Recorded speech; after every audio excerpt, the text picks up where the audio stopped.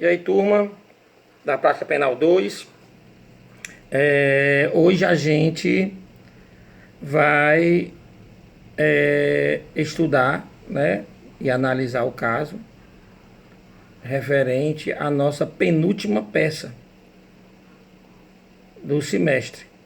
Nós temos essa semana e na próxima semana, dia 27, tá bom? Dia 27, nós encerraríamos o nosso programa, né, com o... Eu vou escolher se vai ser ou uma revisão criminal ou um agravo em execução, tá certo? E dia 3 de junho eu só faria lançar as notas. E aí estudaríamos os casos de pessoas que estivessem com algum problema, né, nas médias. Se vai ter AP3, como é que vai ser essa AP3, enfim, tá bom? Na peça de hoje, que eu corrigi hoje, que é os embargos de infringência, ficamos com quantos alunos? Vou até dizer o nome deles que eles podem procurar, mas para dizer porque, ó, vamos lá. A Cícera Liliane, eu não encontrei as peças, nem no AVA, nem no meu e-mail do Hotmail, nem no da faculdade. Não está lá, tá bom? A Carla, a Carla Diane, eu acho. Carla Di. Também não encontrei, tá bom? Não encontrei a peça em embargo de infringência. Quem mais? A Michele, Michele. Pois é, a Michele também não enviou. Essas três pessoas, eu procurei tanto no AVA como nos meus 2 e-mails e não estão lá. Serão considerados intempestivos, tá bom? Se eu perdi essa peça, ela vai ser a média, a nota dela vai ser substituída pela média de todas, inclusive dessa, tá bom? Então pode ser um pouquinho menos, tá bom? Os demais eu foram corrigidos tranquilamente também, tá bem?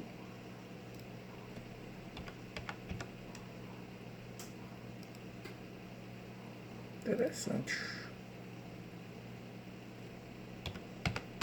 Como é que a nota não está dando certo? Enfim, depois a gente vê isso aqui, como é que nós vamos fazer. Tranquilo? Vamos à aula de hoje, né? Qual seria a aula de hoje? Nós vamos falar hoje a peça sobre o recurso ordinário condicional criminal, tá bom? Tá certo? Esse recurso, ele é como está falando, né? Ele é um recurso que está com a previsão na Constituição Federal, tá bom? E ele sempre será dirigido, o endereçamento das suas razões para o Tribunal Superior, seja o Tribunal, o STJ, Superior Tribunal de Justiça, ou o STF, Supremo Tribunal Federal. Então, o endereçamento das contras-razões, tá bom? Se eu fosse definir esse recurso, eu definiria como aquele recurso cabível contra decisões em segunda instância que venham a denegar remédio constitucional, tá bom? Seja HC, seja MS, seja MI, seja HD, e algumas situações específicas, tá bom? Tranquilo? Isso aqui é o recurso ordinário constitucional. Então ele é de fácil detectação, porque ele é muito específico. Então todas as vezes que você tiver uma denegação de HC, tá bom?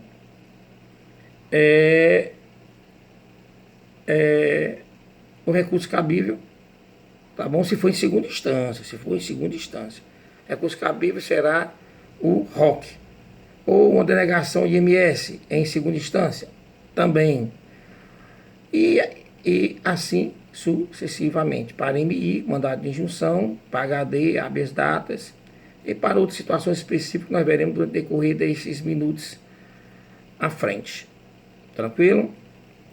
Então vamos lá. Professor, quer dizer que ele cabe contra a STF e contra não. Ele é direcionado para a STF ou para a STJ? Positivo. Nas razões e não na interposição, Tranquilo? Então, vamos lá. Professor, a previsão no artigo 102 e 105 da Constituição. 102 é para STF e 105 para STJ. Tranquilo? Até aí? Então vamos lá. Todas as vezes que você tiver uma decisão desfavorável não, uma denegação de HC, de MI, de HD e de MS, tá bom? Em segunda instância, em única instância dos tribunais superiores, tá bom? Repetindo, todas as vezes que eu tiver uma denegação de remédios constitucionais, HC, HD, MI e MS, em única instância nos tribunais superiores, o endereçamento das razões deverá ser feito para o STF, tá bom? Para o STF, esses quatro. Entenderam, né? Agora, quando nós tivermos denegação de HC e MS, só esses dois, ó, HC e MS, em instâncias de TRF e Tribunal de Justiça, aí o endereçamento das razões é para o STJ. Entenderam, né? Tranquilo? Vou repetir. Professor, a decisão denegatória é para HC, MS, MI ou HD em instância de tribunais superiores. Para onde é o endereçamento das razões? STF. Agora, quando nós tivermos denegação de apenas HC e MS e em instâncias de tribunais regionais federais ou tribunais de justiça, neste caso, o endereçamento das razões é para o STJ. Mas o que quer dizer única instância, última instância dos tribunais? É assim. Às vezes você entra com o HC, por exemplo, no juiz togado, aí no juiz do Fórum de Quixadá. E aí o juiz aí competente, ele nega. Quando ele nega, você está em primeira instância. Primeira instância não vai caber ROC. Então o que vai acontecer? Nós temos uma previsão do RESE. Estão lembrados do RESE? Pois é. Aí eu entro com o RESE. Quando eu vou para o RESE, só para a segunda instância. Então os autos, né, da ação de HC em grau de recurso vai para o Tribunal de Justiça do Estado do Ceará.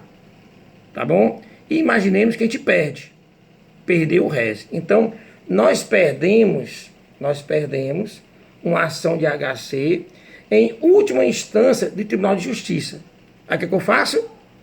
Entro com o recurso ordinário constitucional, cujo o endereçamento da interposição é para o tribunal, para o presidente do tribunal ADCO, Tribunal de Justiça.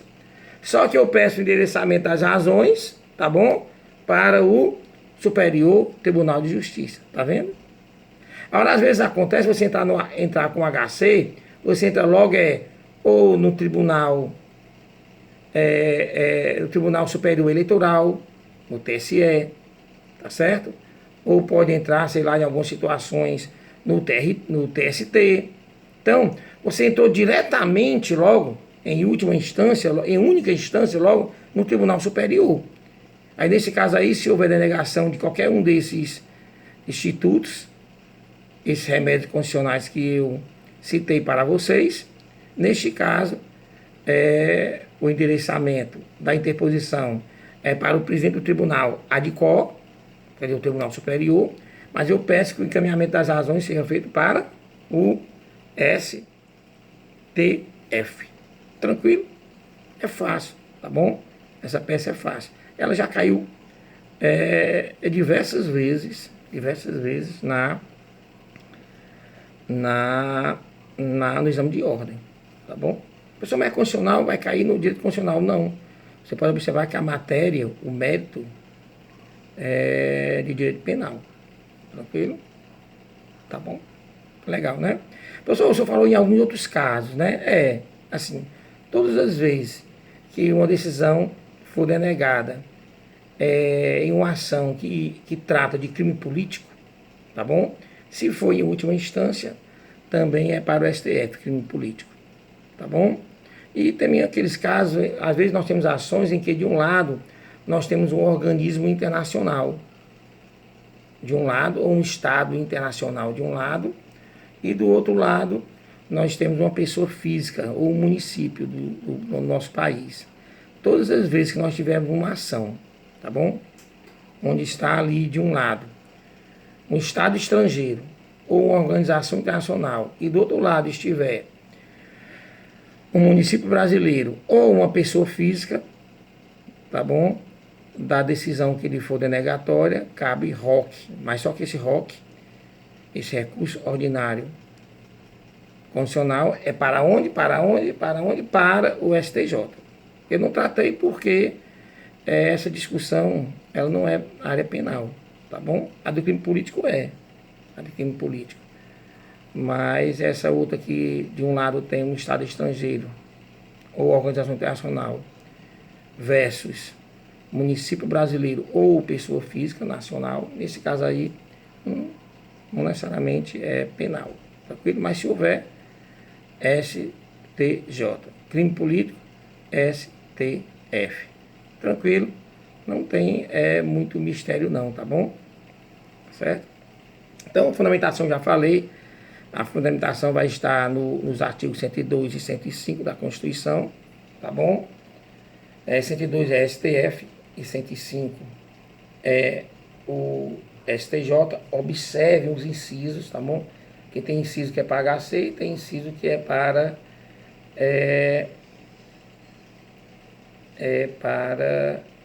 mandado de segurança, e tem incisos, no caso do STF, se for o caso, vai tratar de outros remédios condicionais ou crime político, tá bom? Então observem isso, tá certo? Então vamos lá, no caso do STF. STF passou qual o prazo, né? Prazo 5 dias, tá bom? 5 dias para HC, 15 dias para MS, tá bom? Tá certo? Professor, eu entrei com um ROC. Obviamente que eu entro com um ROC interpondo na instância, né, originária, né, da decisão denegatória.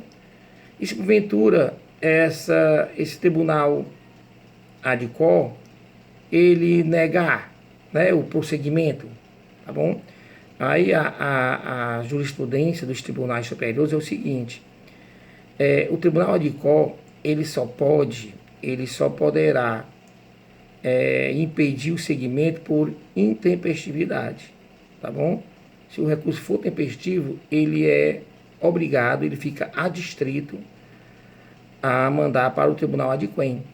Aí, chegando no tribunal adquem, o ministro relator vai ser escolhido e é ele que julga a admissibilidade daqueles pressupostos, né, da ação, tá bom? Interesse de agir, legitimidade de agir, tá bom? Justa causa, enfim.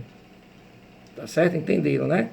Agora, se o tribunal adquem negar o teu ROC, for uma decisão denegatória, aí no STF cabe agravo. No STF cabe agravo. Tá bom? Se o relator ele não admitir, né? Cabe agravo. Agora, se for no STJ, aí há uma discussão doutrinária, porque não há uma previsão.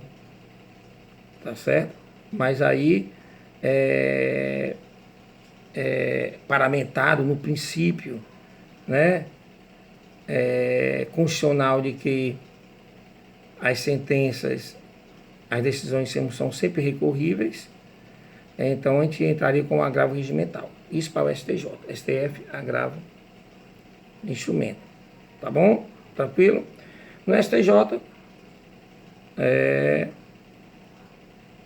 funciona mais ou menos do mesmo jeito. tá bom? Também 5 dias para HC, a interposição, e 15 dias para MS. Tranquilo? Tá certo? Pronto, é mais ou menos isso aí, tá certo? O procedimento é bem simples, você conta o prazo logo após a interposição, ou logo após a decisão, você conta o prazo de 5 dias, e dentro desses 5 dias você interpõe o recurso ordinário. É assim, a norma ela é dúbia no que tange a necessidade ou não da intimação. Então, geralmente, sempre quando eu entrei com meus recursos ordinários, eu entro logo já com as razões, tá bom? Já com as razões. Mas ela fica dúbia, esperando ali a intimação para você arrazoar a necessidade dessa intimação. Então, para evitar problemas, eu já faço logo com as razões, tá bom? Então, você interpõe, essa interposição, endereçamento é para o tribunal ad cor, tá certo? E na interposição mesmo, você já solicita o encaminhamento das razões para o tribunal ad quem, que poderá ser o STJ, o STF, dependendo do caso. Tranquilo? Chegando lá, obviamente, vai passar para o ministro relator. Esse ministro relator ele terá, ele vai pedir o PGR, né, a Procurador-Geral da República, ou um representante do Ministério Público Federal, para que ele venha dar o parecer a respeito deste ROC. Depois volta para o relator emite o voto e esse voto vai para o plenário. Isso se for no STF, tá bom? O advogado, ele ali vai ter que fazer a defesa oral, tá bom? Por 10 minutos, né? Às vezes dá 15, depende da complexidade do caso. Então você vai ter seus 15 minutos de fama lá no STF para tentar convencer aqueles deuses, né, do Olimpo jurídico brasileiro de que você tem um bom direito ou que o direito está do lado do seu cliente. Já no STJ, o embargamento do mesmo jeito, endereçamento cai uma vez encaminhada para o tribunal de quem lá nomear-se-á um ministro relator, tá bom? Esse ministro relator vai pedir também parecer do Ministério Público Federal, né, da Procuradoria-Geral da República. Depois volta para o relator emite seu voto e vai para a submissão. Vocês sabem que no STJ é diferente, nós não temos apenas 11 ministros, mas 33, se eu não me engano. E nesse caso aí, o advogado ele poderá fazer a defesa tanto de forma oral como de forma escrita. Geralmente, quando o caso não é tão complexo, quando não há tantas dúvidas ali entre os ministros, ele manda fazer por escrito. Mas quando o caso é mais que ele quer realmente conhecer qual é a tese da defesa, o advogado pode ser também de forma oral. Então, dão duas formas. Enquanto no STF a forma é oral, no STJ a forma pode ser tanto oral como escrita. Tranquilo? Tá certo? Em termos de ROC, é isso aí. Tá bom? Prazos, tudo. Vamos agora para a nossa análise do caso. Deixa eu ver aqui, procurar o nosso caso, né? E fazer uma pequena análise, tá bom? Então pronto, vamos lá. Caso de hoje. Raimundo Holanda foi denunciado e está sendo processado por infração do artigo 159 do CPB, pois, mediante grave ameaça exercida com arma de fogo, sequestrou Nádia, empresária, exigindo da família como condição para a sua liberdade a importância de R$200 mil. Tá bom? Ele foi preso, autuado em flagrante delito no momento em que pegava o dinheiro, deixado em uma praça como combinado. Nádia foi encontrada ilesa. Raimundo encontra-se preso por força da flagrância delitiva. Né? Foi transformado em preventiva, com certeza. Há mais de 390 dias. E a devida instrução criminal não terminou por conta da insistência do Ministério Público em ouvir uma testemunha via precatória. Então o Ministério Público, ele insiste em querer ouvir uma determinada testemunha precatória, não está conseguindo e o tempo está passando. Nós estamos já com mais estamos com 13 meses aproximadamente, 13 meses de instrução. Quando o pedido de relaxamento da flagrância, quer dizer, houve um pedido de relaxamento de prisão em flagrante, ao juiz competente, o mesmo foi indeferido, o que lhe ensejou, no caso, a interposição de um HC. Então você entrou com um HC no Tribunal de Justiça. Respectivo tribunal denegou a ordem através de acórdão, fundamentando-se, abre aspas, a gravidade do fato ilícito se sobrepõe ao eventual excesso de prazo, vírgula, não configurando, vírgula, assim, em constrangimento ilegal. Então, qual é o nosso caso especificamente? Nós estamos com uma pessoa que está presa em flagrante pelo crime do artigo 159, sequestro, né, extorsão mediante sequestro, e ele está lá preso, preventivamente, tá bom? Há mais de um ano. E a instrução, que é para durar 105 dias, como vocês sabem, vocês podem até fazer esse cálculo, né? Partindo ali da denúncia, tá bom? Se você contar os prazos, você vai observar que eu vou mais ou menos assim, se eu não me engano, se eu ainda me lembro. Ele está preso, 5 dias para denunciar, tá bom? Aí você conta aí mais 10 dias para a resposta à acusação, faz 15, mais 60 dias para a instrução, não é isso? 75, mais 5 dias para as alegações finais, 80, e 10 dias para o juiz sentenciar, 90 dias. Era para acontecer, 90 dias.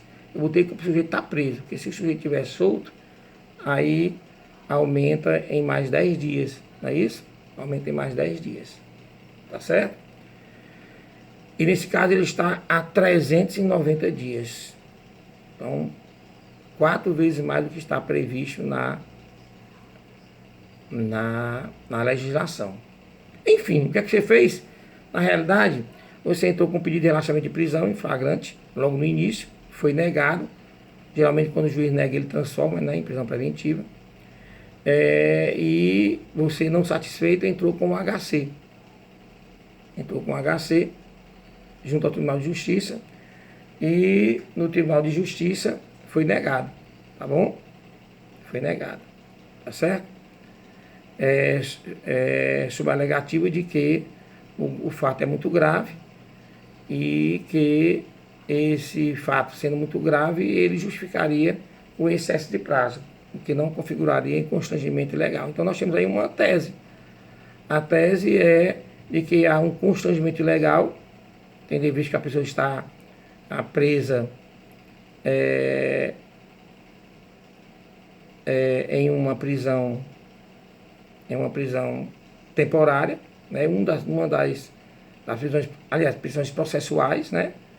Prisões processuais, e a instrução, né? Ela não acaba. Tá com mais de um ano, a instrução não acabou, por insistência do MP em querer ouvir uma testemunha.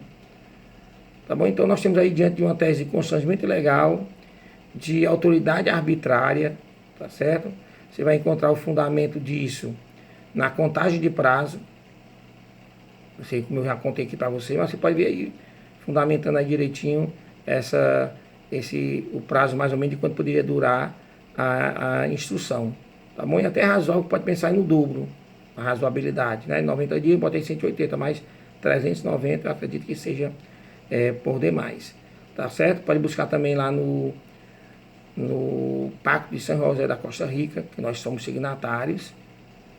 tá certo? Pode encontrar fundamento lá. Então, estou dizendo aqui, ó, fundamentação na Constituição, fundamentação no Pacto de São José da Costa Rica e no processo penal, no que tange aos prazos, tá bom? Ao prazo da instrução criminal. Essa é a dica que eu tenho para dar a vocês, tá bom? Esses alunos que eu falei, né, no início, se não me comprovarem que as peças foram enviadas dentro do prazo, não vos preocupeis, tá certo?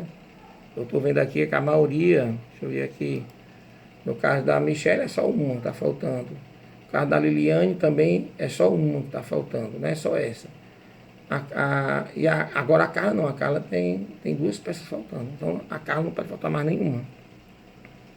Tá bom? A Carla. Carla DI, tá bom? Carla DI. Não é outra Carla com 2L, não. Outra Carla com 2L tá bem completinha. Tá certo? Eu vou mandar com vocês o quadro com as médias. E, enfim, tá certo? Penúltima peça, próxima semana, a última peça. A última peça vai ser ou uma grave execução ou uma revisão criminal. E aí nós encerraríamos o nosso conteúdo programático. Deu certo, foi não? Tranquilo? Qualquer dúvida, mande para o e-mail, tá certo? Que toda manhã eu abro meu e-mail, só não sábado e domingo. Pelo amor de Deus, você me deu um tempinho também, tá certo? Pois tá bom. Abração. Qualquer dúvida, entre em contato pelo e-mail. E as provas foram boas, as provas, tá bom? Foram boas. Tivemos aqui 410, se eu não me engano. 410 foi. Tem que olhar aqui quantas peças. Tivemos aqui 410. Foram boas.